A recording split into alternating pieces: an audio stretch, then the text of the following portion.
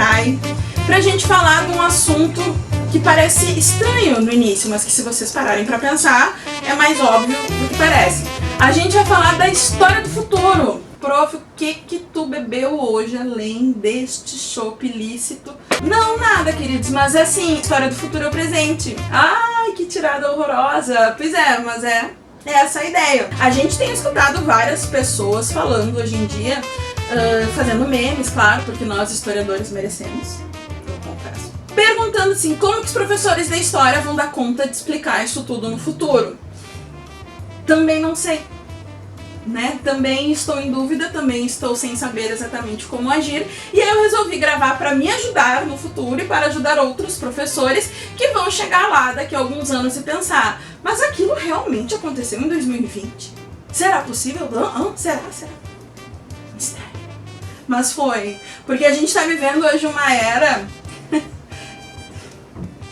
não tem nem muita palavra, né? A gente pensa, não, tal coisa é impossível.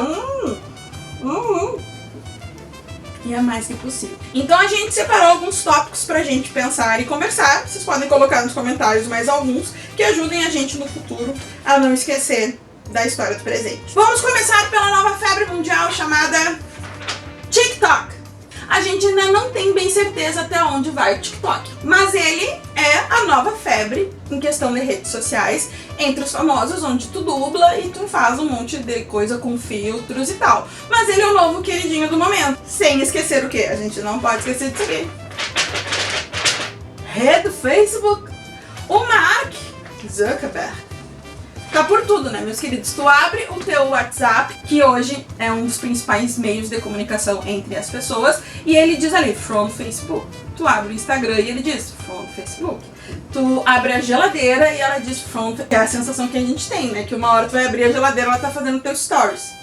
Porque até o YouTube já tem stories. A gente não sabe onde o stories vai nos levar. Twitter tem stories. Então a gente está vivendo uma era das redes sociais com muita força. E a gente também está vivendo essa era de domínio da rede Facebook, comprando outros vários canais que fizeram sucesso e dominando tudo. O tio Mark aí tem todas as nossas informações, por mais que a gente ache que elas são sigilosas, o tio Mark sabe. Então ele, além de ter muito dinheiro, ele tem um poder na mão que é chamado informação. Né? Não pensa que essa tão stalkeada se compara com a quantidade de coisa que o Mark tem, amor. Né? Pede pra ele, sabe mais coisa de ti do que tu. Neste momento nós estamos fazendo a versão do home boteco, do boteco em casa, por causa disso aqui, o Covid-19. Nós estamos vivendo uma era de pandemia, depois de muito tempo que não se via. A última com tamanha proporção em questão da pandemia tinha sido a gripe espanhola, no final da Primeira Guerra Mundial. E a gente voltou agora com essa nova pandemia do Covid-19, também conhecido por coronavírus. A cerveja Corona é muito boa e eles vão ter que mudar de nome, porque o pessoal vai estar evitando, acho. Eu tô. A gente está neste momento vivendo uma época de quarentena, coisa que ninguém podia cogitar que aconteceria no auge do capitalismo, ou num dos auges do capitalismo. As cidades pararam, o comércio fechou, as pessoas estão orientadas a ficar dentro de casa, praticamente fazer um confinamento, né? O que é uma novidade neste mundo contemporâneo.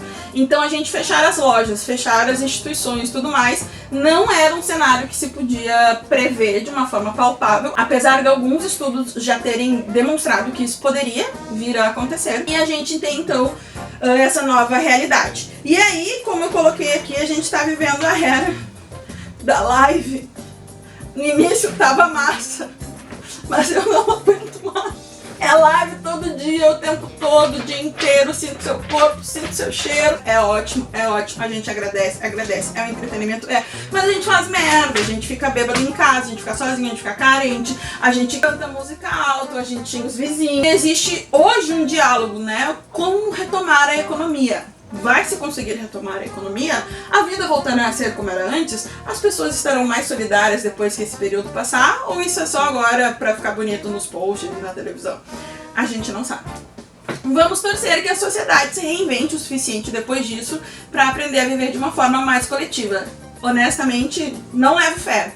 Oh, que estupidez. Não, eu acho que vai passar e eu acho que as pessoas vão esquecer. Infelizmente, a gente vive numa sociedade que tem a memória muito curta. Motivos a gente já teria para ser uma sociedade melhor, entende? A gente já teve muitos ensinamentos sobre como ser uma sociedade melhor e a gente usou eles por muito pouco tempo. Depois a gente entra de novo naquele ciclo de consumo, de lucro, outro, e a gente acaba deixando para trás tudo que a gente aprendeu. Então, para todas as pessoas que porventura conseguirem administrar algo em si que nos permita ser um grupo social melhor, é excelente. Eu tô sendo a pessimista do rolê. Foi mal, pessoal. Mas eu não tô levando muita fé que isso a longo prazo vai durar, não. Vocês já ouviram uma fake news, vocês já devem ter compartilhado uma fake news. E nós estamos vivendo a era do quê? Do digital? Do não sei o que? Não, meu amor, a era das fake news. As pessoas inventam notícias falsas e disseminam. E no seu grupo de WhatsApp, com certeza, sua tia, seu pai, seu irmão, seu cunhado, sua avó, seu avô já mandou algum link muito ruim, escrito em letras maiúsculas, do tipo: tem um comunista chegando aqui e eles vão nos matar. E o pessoal acredita. Quem trabalha hoje com criação de arte está sendo orientado a fazer o quê? Quando tu precisa de uma notícia séria, faça uma arte bem ruim, pro pessoal acreditar. Se tu faz uma arte legal, boa, bem trabalhada, o pessoal não dá crédito. O pessoal gosta o quê? Arial grande, Arial black de preferência, né? Bem grande, verde e amarelo, com uma notícia muito bizarra, algum erro de português e vários emojis com plaquinhas de atenção. Aí você vai ter uma fonte que parece confiável. Nesta semana já tivemos um episódio que com certeza já entrou para as páginas da história do Brasil. Bolsonaro, que é o presidente do Brasil, você está no futuro e não está acreditando? Desculpa, pessoal, é verdade, Bolsonaro foi presidente, eleito. É sério? Contra o Mandetta. Qual que foi o grande problema? Nessa semana agora, o Bolsonaro demitiu o Mandetta, ministro da Saúde, que era quem estava coordenando todas as ações dentro do Brasil para as prevenções contra o Covid-19. E sabe por que ele demitiu o Mandetta? Não é uma pergunta, porque eu também não sei. Não? Ninguém? A senhora aí atrás? Então, ao que tudo indica, o ego dele foi ferido porque eles discordavam em algumas questões. Aí você que está no futuro pensa o quê? Um presidente exonerou um ministro porque ele ficou magoadinho?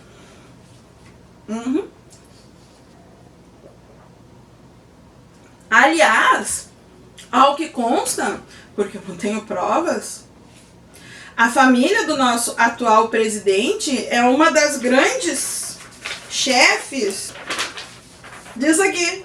Não falei só por falar, não que eu ache, prezado Eduardo. Mas sim, gente, a gente chegou em pleno 2020 com um presidente que demite o seu ministro da Saúde no meio de uma pandemia, porque eles têm algumas divergências de opinião.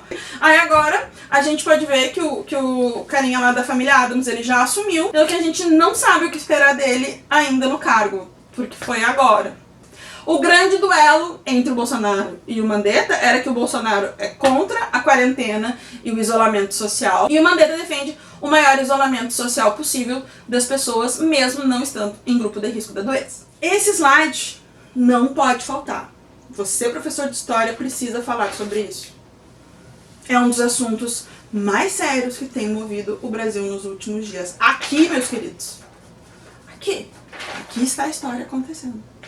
Pois é, o Big Brother, que é um programa que vocês sabem que a gente importou, né, dos gringos e fez a versão Big Brother Brasil. Pegaram a ironia do inglês e português, Brasil.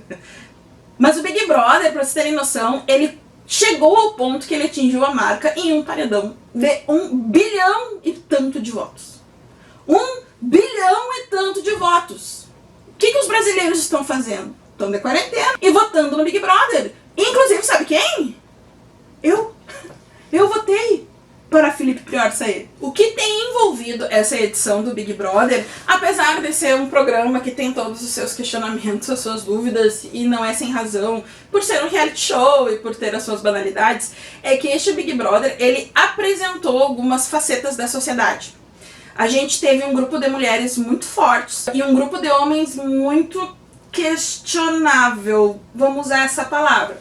Então existiu um embate ideológico dentro deste Big Brother, de mulheres defenderam o ponto de vista das próprias mulheres, que defenderam o feminismo e a igualdade de gênero. Ou seja, eu falei uma redundância, que feminismo e igualdade de gênero, eles são a mesma coisa. Mas as pessoas pensam que feminismo é não depilar o sovaco. A gente depila, se a gente quiser, essa é a questão.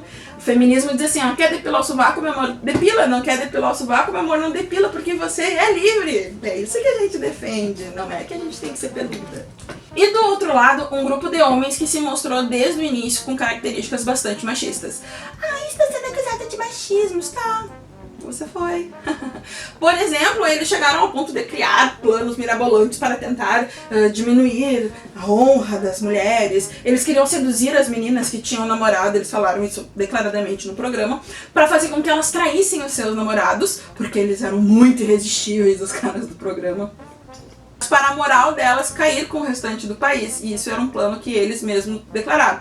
E aí ficou-se sabendo deste plano maligno e rolaram vários debates muito interessantes. E esse é o grande diferencial. Tivemos debates interessantes e debates profundos com relação à sociedade do Brasil, as questões de gênero, a questão de preconceito. Inclusive falou-se muito sobre a questão do preconceito racial, porque hoje agora a gente está chegando na final do programa. A gente tem, neste dia de hoje, 6 finalistas. E 2 deles são negros, um homem e uma mulher negra. Então tratou-se muito sobre isso. O homem negro, ele é ator, e a mulher negra, com muito esforço, tornou-se médica. E também se levantou várias questões através desse ator, que é o famoso já Babu. Se percebeu que todos os personagens que ele fez até hoje foram personagens de traficantes, de assassinos, bandidos, sempre das pessoas já marginalizadas na sociedade. Então também se debateu o quanto isso é enraizado na sociedade brasileira. E isso tudo que deu para esse programa tanta visibilidade, ao ponto que a Rede Globo, né, que é a maior emissora de televisão do Brasil, estendeu o final do programa para manter a audiência e porque tá rendendo o programa. O Babu, ele também tá sendo um personagem tão icônico nessa edição, porque ele trouxe para um programa que geralmente escolhe modelos, pessoas que têm uma forma física bastante nos padrões, como a gente costuma dizer, e ele também falou sobre gordofobia, sobre as situações que ele passou para as pessoas serem gordofóbicas, e ele trouxe esse assunto e falou como as pessoas não devem ser julgadas pela sua forma física. Então tudo isso gerou muitos debates. O fato dessa outra personagem, né, dessa outra participante, que é a Thelma, que é negra, ela é médica, então as pessoas sempre esperam dela uma outra profissão. Então todas essas questões elas vieram à tona de uma forma até muito saudável, por tratar-se de um programa com a popularidade, a visibilidade que tem, e por se tratar de entretenimento. Ele acabou se tornando um entretenimento com conteúdo. Acredite, eu estou falando ainda do Big Brother. Temos essa figura como presidente dos Estados Unidos. Cada vez que vocês verem as fotos dele, vai aparecer que ele é uma laranja. Ou que ele passou uma base na cor errada. Ou que ele parece um pote com aquele macarrão com molho. O pote branco, sabe? Que tu esquece macarrão com molho e fica manchado. Esse é o outro meio maluco. Bem maluco. Dentro dessa questão do Covid-19, inclusive, foi... Tem que achar engraçado, né? Primeiro, ele era contra o isolamento, daí os Estados Unidos acabou se tornando o epicentro da doença, aí ele foi a favor do isolamento, aí agora, essa semana, o que ele fez? Ele cancelou todos os repasses financeiros dos Estados Unidos para a OMS, a Organização Mundial de Saúde, dizendo que a OMS mentiu sobre a gravidade da doença. Se você não se perdeu, você entendeu errado. Concentra. O Trump não aceitou as orientações da OMS. Não fez isolamento nos Estados Unidos. O índice de mortes altíssimo nos Estados Unidos obrigou ele a aceitar o isolamento. E aí os Estados Unidos se tornou o epicentro da doença. Para não ser acusado como responsável pelo número de mortes que a pandemia causou, ele acusou a OMS de não ter informado sobre a gravidade da doença.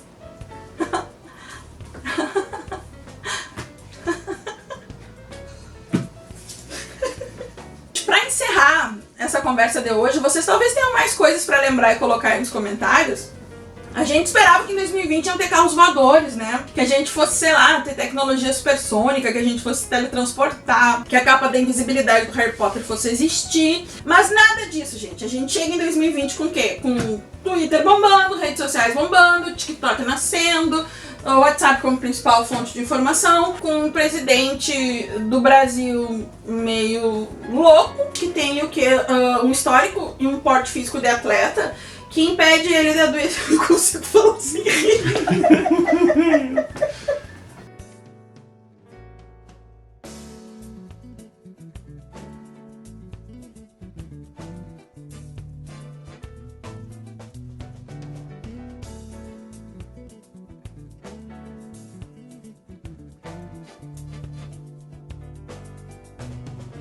E vamos torcer agora pelos próximos capítulos. O que vai dar disso tudo, eu não sei. Vocês também não sabem. A gente só torce que a cerveja não acabe, porque senão, né? Ih, tamo ralado, gente. Aí não dá pra continuar de vez. Fiquem bem, se cuidem e não se esqueçam, meninas do mundo. Nós não somos a fraquejada dos nossos pais.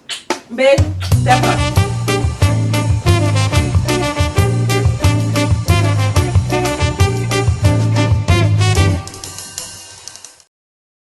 Não gosto de você, não sinto verdade de você, acho você sim incoerente, você está onde te convém, em todos os seus jeitos, falas, andados, posicionamentos e etc. Acho você uma falsa, acho você extremamente sem educação, extremamente grossa com as pessoas, extremamente soberba.